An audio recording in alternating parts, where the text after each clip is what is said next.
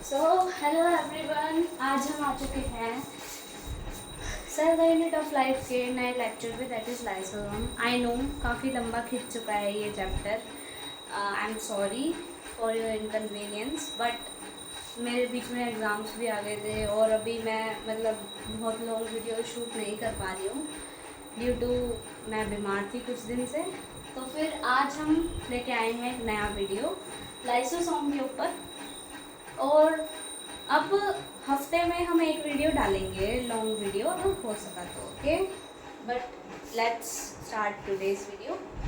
तो लाइसोसोम पे वीडियो है। लाइसोसोम हम बहुत अच्छे से जानते हैं, सुसाइडल बैग्स की तरह हम उन्हें मानते हैं। क्यों? क्योंकि हम सोचते हैं कि वो जो बेकार की चीज़ें हैं उन्हें ईट अप कर लेते हैं। ठीक है, ये सही भी है, ये गलत नहीं है। सुसाइडल बैग्स हैं, हार्मफुल चीज़ों को ईट अप भी करते हैं, बट और क्या करते हैं वो भी हम देखते हैं। ठीक है, it is a part of endomembrane system. Do you remember endomembrane system? Endomembrane system जो पैकेजिंग में हेल्प कर रहा था हमारी, कौन कौन आ रहे थे उसमें? एंडोप्लाज्मिक रेटिकुलम आ रहे थे, हमारे Golgi bodies, lysosome and vectors. ठीक है, it is a part of endomembrane system. It is single membrane structure. Endomembrane में सिस्टम में जो भी ऑर्गेनेल है सब सिंगल मेम्ब्रेन स्ट्रक्चर है। सिर्फ जो हमारी टोटल ऑर्गेनेल होती है यूकेरियोट सेल में, उनमें 2 ही ऑर्गेनेल ऐसे हैं, दैट इज़ 2 नहीं 3 डबल मेम्ब्रेन हैं, nucleus, mitochondria and a chloroplast. ये 3 स्ट्रक्चर ऐसे हैं जो भी क्या हैं, डबल मेम्ब्रेन स्ट्रक्चर्स हैं। ठीक है, सो ये बनते हैं पैकेजिंग ऑफ गोल्गी बॉडीज से। मान लो यहाँ पर पहले होता है एंडोप्लाज्मिक रेटिकुलम, इस टाइप से प्रेजेंट होता है। फिर हमारे आते हैं ये Golgi bodies.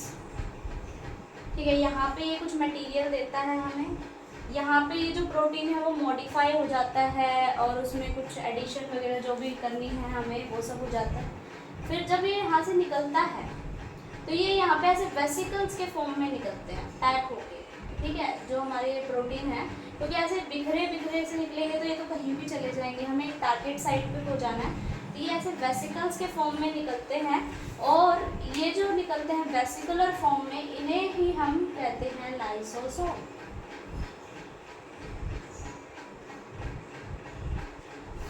I hope it is easy to understand. मैंने काफ़ी ईजियर वे में समझाया है। यहाँ पर लिखा भी है वेसिकुलर स्ट्रक्चर होता है, पैकेजिंग ऑफ गोल्गी बॉडीज से ये बनता है। इसमें हाइड्रोलिटिक एंजाइम्स होते हैं। हाइड्रोलिटिक यानी कि water break, hydro water lytic break. ये मान लो एसिड हाइड्रोलिसिस है, तो फिर एसिड हाइड्रोलिसिस जो एंजाइम है उसमें वाटर लगता है हमें बॉन्ड को ब्रेक करने के लिए। ठीक है, तो इसका एक्टिव पीएच होता है 4 to 5। 4 to 5 एसिडिक पीएच है, अगर आप लोगों को पता है। 7 जो है वो न्यूट्रल पीएच होता है। इससे आगे के सारे बेसिक पीएच है, पीछे के सारे एसिडिक पीएच हैं। तो एसिड हाइड्रोलिसिस एंजाइम का जो एक्टिव पीएच जिसपे वो एक्टिवली वर्क करता है, that is 4 to 5। Digest carbohydrate, lipid, nucleic acid and proteins. ठीक है, इनके नाम से ही पता चल रहा होगा, लिपिड को लाइपेज एंजाइम से, न्यूक्लिक एसिड को न्यूक्लियेज एंजाइम से, प्रोटीन को प्रोटीएज एंजाइम से, और कार्बोहाइड्रेट को अमाइलेज एंजाइम से हम जो है डाइजेस्ट करते हैं इनसाइड लिपिड। ओके, ये सुसाइडल बैग्स ऑफ सेल की तरह हम इसे ट्रीट करते हैं। बताएंगे क्यों, इसके फंक्शंस में। मेम्ब्रेन इसकी जो होती है, यानी कि ये सिंगल मेम्ब्रेनस स्ट्रक्चर है, इसकी जो मेम्ब्रेन होती है ना, इसमें काफ़ी सारे हाइड्रोजन पंप्स लगे होते हैं। तो प्रोटॉन पंप यानी कि ये हाइड्रोजन पंप्स।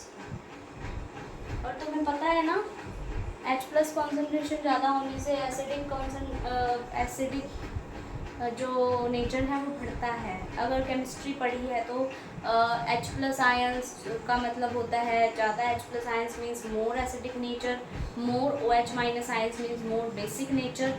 थोड़ा थोड़ा अगर तुम्हें केमिस्ट्री का भी कॉन्सेप्ट याद आ रहा है तो it will be helpful here. It is a polymorphic organelle. What do you mean by polymorphic? यानी कि काफ़ी सारे डिफरेंट शेप और साइजेज में प्रेजेंट होती है। ज़रूरी नहीं है हमने ये बना दिया तो यही साइज़ है, ये साइज़ हो सकता है, कुछ और भी साइज़ हो सकता है। यानी पॉलीमॉर्फिक है, अलग अलग शेप और अलग अलग साइज़ में ये हमें देखने को मिलती है। इसके फंक्शन क्या है? इंट्रासेलुलर डाइजेशन, यानी कि ये डाइजेशन इंट्रासेलुलरली परफॉर्म करती है, यानी कि अपने ही सेल में जो है वो डाइजेस्ट कर लेती है। ठीक है, यानी कि अपने खुद के सेल को भी ये डाइजेस्ट कर सकती है इफ़ नीडेड। ऑटोफेजी मीन्स यानी कि जो डेड सेल्स होते हैं, बेकार के सेल्स हो जाते हैं, उन्हें भी ये डाइजेस्ट कर जाती है। Last is phagocytosis. फैगोसाइटोसिस यानी कि जो हम सुसाइडल लाइफ इन्हें कहते हैं, वो इसलिए ही है क्योंकि ये खुद के सेल को जो है वो ईट अप कर देती है। इसमें दो चीज़ें आती है हमारी मेनली, पिनोसाइटोसिस अगर तुमने सुना हो, और पिनोसाइटोसिस होती है, एक एंडोसाइटोसिस होती है।